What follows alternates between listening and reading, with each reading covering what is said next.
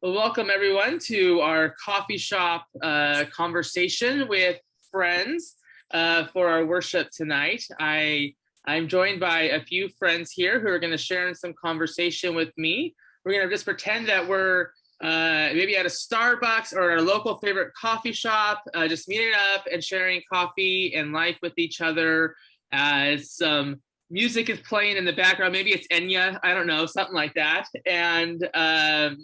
But first, I'm going to go ahead and invite my friends to introduce themselves. And we have a few questions that we're going to respond to, such as our name and our city of residence and what we do professionally and for the church, and maybe a favorite Advent or Christmas song. And since we're doing a coffee shop conversation, what is your favorite mug and why is it your favorite mug? So with that, if one of you want to go ahead and introduce yourselves, and then we'll begin. Go ahead, Tyler. I'll go first. My name's Tyler Marz. I live in Salt Lake City, Utah, previously from Seattle, Washington. I work for the church as Latter-day Seeker expansion minister, and I'm sort of stationed, if you will, in Utah. Some of my favorite Christmas or Advent songs, so I have two. I'm going to pick a traditional carol called Coventry Carol or Luli Lule, we might know that as, and then my more commonly known one is O Holy Night. And a favorite mug, well, this just happens to be the one that I have today, and I know that we might, as a church, struggle with this term, but it came from Sunstone, and it's called More Than One Way to Mormon. That conference generally represents a lot of people across the Restoration movement, and something that I attend pretty regularly. So, thank you. Linda? I'm Linda Webb, and I live in Cresswell. I also used to live in Seattle area. I think all three of us did. That's interesting. But I've been back down in this area for about 18 years. I work as a home health nurse, been working in that area since I moved down here. Used to work up at night shift at Overlake up in Bellevue. And so I love home health. It's pretty exciting. And for the church, I've done lots of things, but for many years now, I've been on the pastor teams, and that's what I'm doing right now. And also doing the prayer line for the church, which is pretty busy sometimes.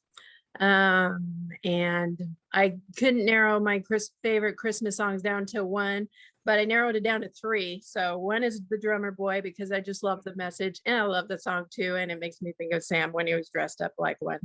And Do You See What I See, or Do You Hear What I Hear? I don't know what the name of it is, but that's one of my favorites. And My Grown Up Christmas Wish is my other one. I love that song.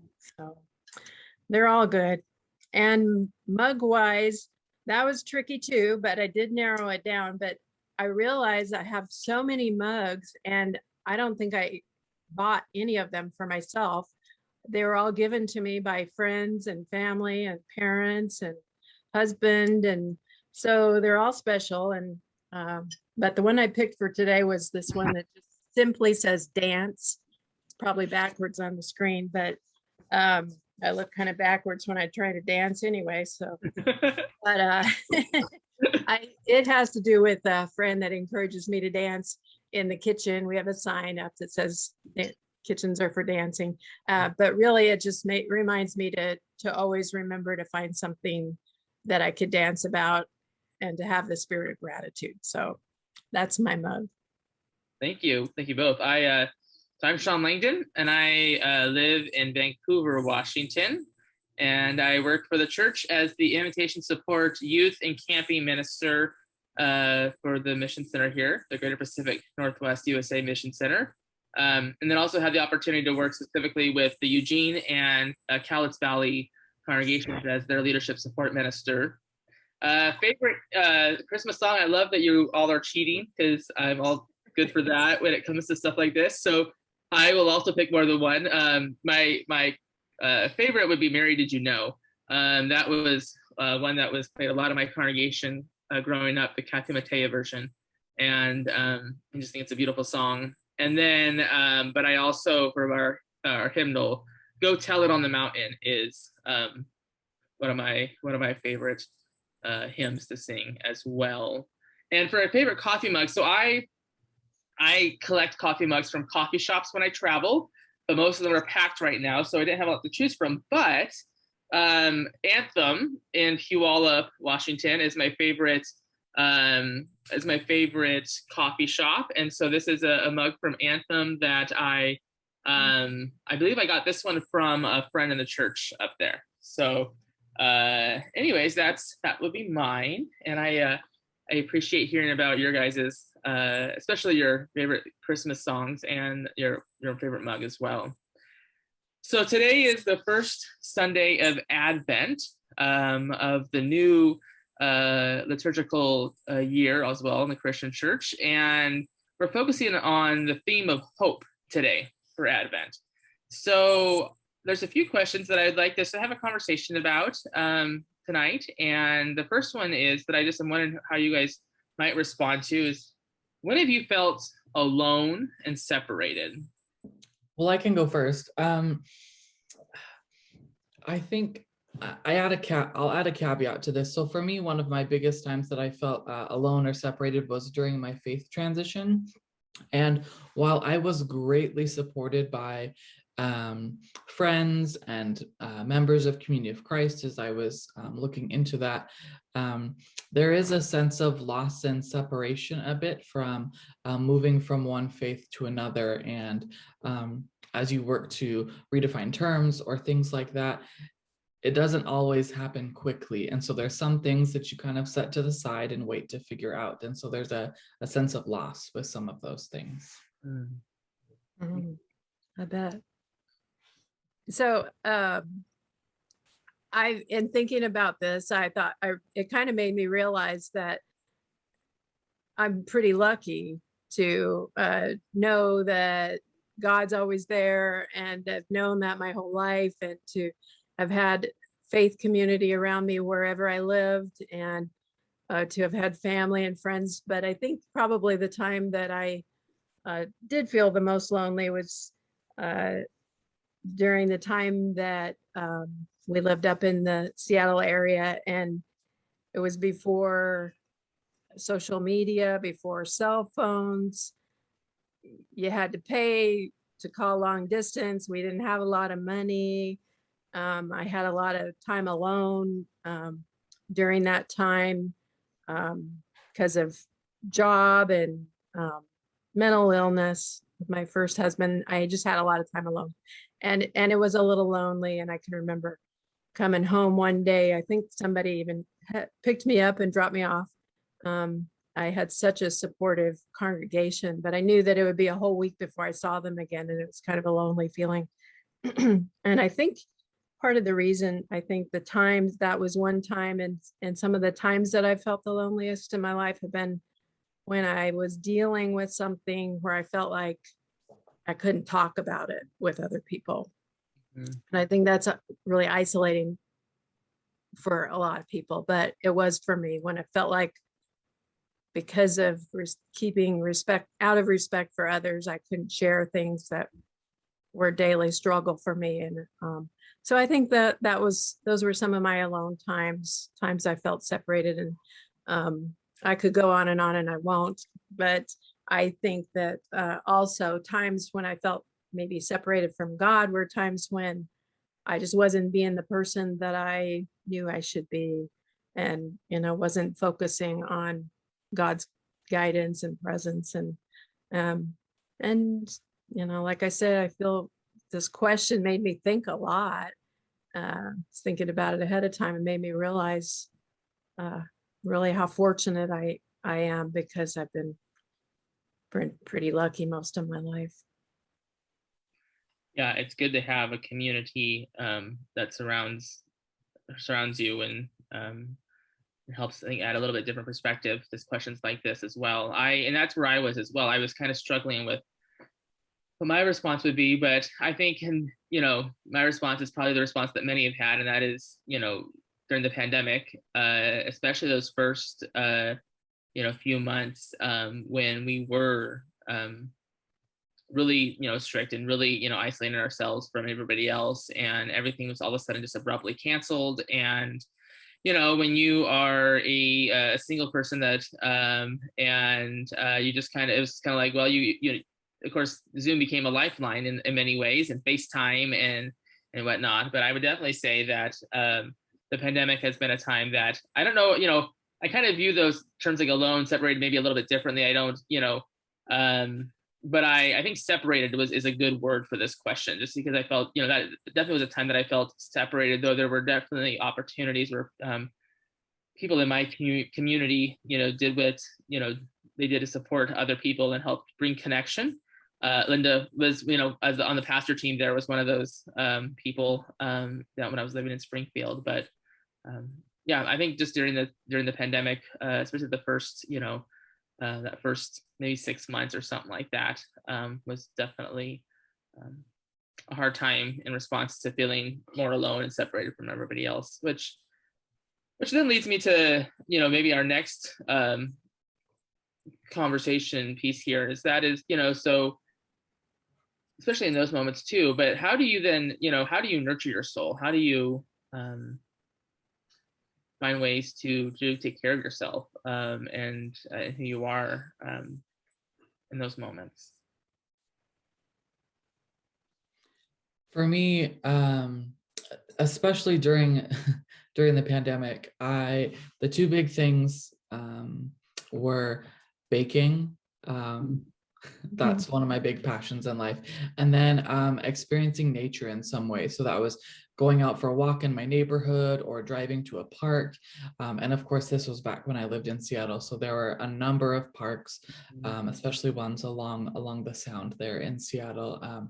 So lots of really beautiful places to go and just be in nature and hear the water and the birds and the wind rustle the leaves in the tree. All of that stuff is really nurturing, but also really spiritual for me. And when I bake things, it's sort of a meditative process for me a bit. I can kind of zone out, put all the stress and the crazy things behind me, and just focus on what I'm doing there. And I know that most of the time, something delicious will come from it. Yeah. Well, I think when I'm in the kitchen, it's not as relaxing a thing. It's probably for other people too, but no, that's good. I think you said nature, Tyler, and I think that's one of the best things for me. That definitely nurtures my soul. My favorite is just being out in the warm sun. I just love it, being outside, looking at sunsets and the moon at night, and sunrises when I get up early enough. But also in just being out walking or hiking. But also doing things like baking and cooking aren't my strong points, but I enjoy it. But painting with my watercolors, and usually just like to give them away. And so usually there's somebody that I have in mind when I'm painting something. And so it's kind of a chance for me to just focus on that person and sometimes pray for them and just, think about them.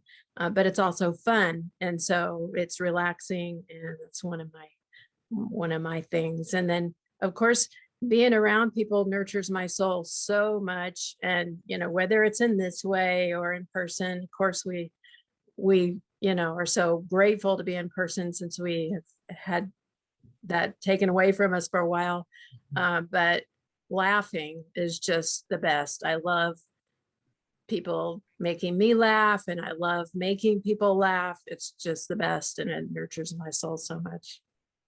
Yeah, I find threads throughout both of what all you're all saying. I had two specific things in mind, and one was especially when I was living down in the Eugene Springfield area, having the coast be like 75 minutes away, just being able to drive to the coast, be out in nature, just going to Hasita Head Lighthouse and that beach there, and just taking in the sounds of the waves and the birds and the sights of the ocean and the smells, and just you really get to experience all the senses when you're standing at the water's edge, I think. And I absolutely just love to get away just randomly for day trips to the coast as a way to kind of nourish my soul. And then, yeah, I mean, I definitely spending time with friends and laughing, and was the other one. One of the reasons why I moved up to Vancouver area from where I was in Springfield is because I have a large circle of friends that I do stuff with in the greater Portland area, but I was always having to drive 2 hours to get to them, and then we go from there to wherever we're going. So it's nice. This last weekend I had Friendsgiving and several friends over, and we ate and played games for a couple hours, and it was just a lot of fun, and laughed and did all that. So it was good, definitely good for the soul. There's always I think about those times when you're with friends and you laugh and you just can't stop laughing, and then you just you can't catch your breath because you're laughing so hard, and you have to stand up and kind of like shake it out because you're just laughing. Like those are just those moments are just so they're so filling and so needed in life.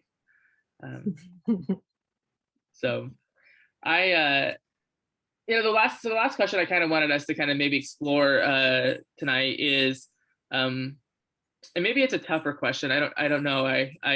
But what is waiting to bloom in your life? What is on the horizon? What is, where's that hope I think being centered on at this time?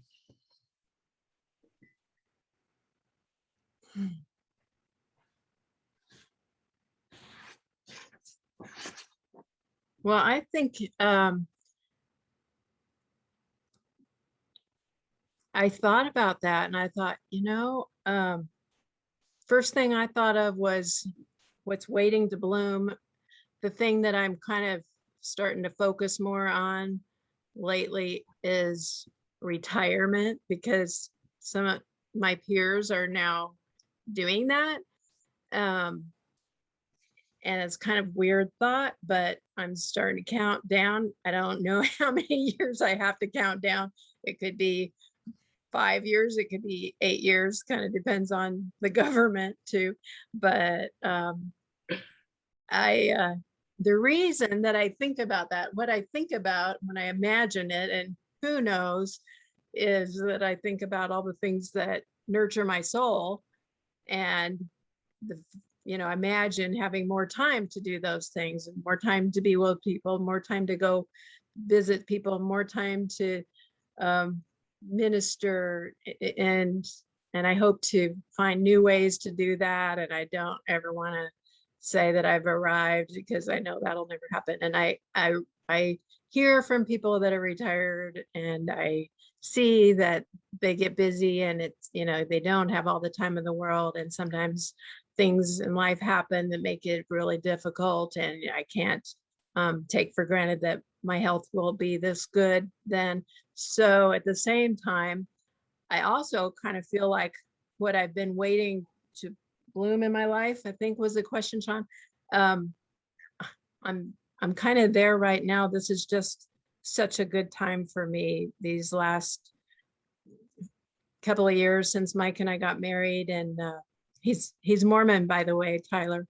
So it's real interesting. Nothing I would have ever imagined or planned. And life is really, I have concerns about people around me, and worries and prayers and all, but in my own home, life is really good right now. And so I just want to appreciate it and make the most of it, and not wait to be joyful and wait to give back, and just want to do everything I can. So now that hopefully things are opening up pandemic wise, it's going slow, but I just want to take advantage of the things that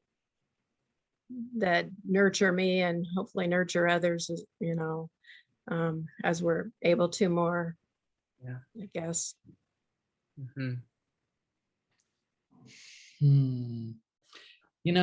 I thought about this question, and I don't know that I have a great specific answer, because there are so many things that I feel like my life is constantly in this state of waiting to bloom in a way, or of discernment. Really, that's how I think of it. Like, yeah, yes, I have a lot of great things going on in my life. I have a lot of things that I'm working to figure out.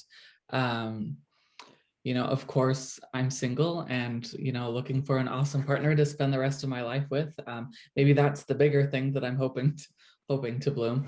But I'm okay with things not fully blooming yet. I'm okay with being in discernment, with trying to figure out where God is calling me to help in my life, or to help in my vocation with how I serve as a minister in the church. And I will say that I wasn't always comfortable with that not knowing space. But I think sometimes when you have to sit with it for a while, you just get used to it. And in some ways, it just changes your perspective on things a bit. So that's kind of where I'm at with that. Yeah, I think with this question, it's a little, one of the things that it's hard to not want to put like a big label attached to it, like a big thing. And yet my life, I'm somebody that finds a lot of appreciation in all the little things. And in life, that, we do for others, that others do for us, that whatever it is, I was somebody at Christmas time, I didn't want the one big gift. I wanted the money that my mom had like allocated for gifts for like me to be like a whole bunch of little gifts. So my list would be, like a CD, DVD, like this other, like all this like smaller stuff. Well, my brother's got like the big game system. So like I've always kind of embraced kind of the little things that add up to, the big things, kind of thing. And so it has been thinking about just some of the little things in life that that maybe are happening or are going to happen. And really it's been kind of a journey of what is already going on. And that has been, a better understanding of who I am over the last few years, which has really impacted myself and my ministry. And then with that comes a sense of gratitude for others. And so I'm hoping that what is blooming and what I sense blooming is a deeper gratitude for just those moments in life and for the people that are in my life and the role that they've played. I started making a list because though November is typically when people do their gratitude month and they do make their Facebook posts, and which I really appreciate and love seeing what people are thankful for. I've decided that, December is going to be mine. And so I'm going to write my goal, my hope, maybe if I say it here, with everybody else that's listening in on our conversation, maybe they'll hold me accountable. But, is I want to send a card every day in December to somebody. And it could be a thank you card. It might just be your special to me card, whatever it might be. And so I started forming a list of people that I want to send cards to next month. And just so stuff like that, just, a spirit of a season of gratitude for the little things and for the people in life is kind of what I sense right now, what is blooming for me. So I love that, Sean. That reminds me of my dance. One year I decided I was going to dance every day for the whole year. But along with it, I had to think of a reason to dance. So I had to think of something to be grateful for. But I think doing something like that, I think it'll make your December great, as right. well as all those people you reach out to. Right. I would love to see a video montage of somebody dancing for a whole year. That would make you laugh. Yeah. Maybe you can put that on your New Year's resolution. That's coming up in over a month. Yeah, that's right. I'm sure that Mike can help us by videotaping you dance every day. We'll make a nice, a year from now, at our first Sunday of Advent in a year from now, we'll have a video montage of Linda dancing through the year. It'll be great. It'll be great. So. Well, we'll see. Don't hold your breath. Well, I want to thank you both for joining me tonight for this conversation. And I hope that you and yours have a great Advent season of holy expectation and waiting in anticipation for what is to come. And followed by a wonderful Christmas as well. So thank you both for joining me. Thank you. Nice having coffee with you guys. Same. Thanks, everyone.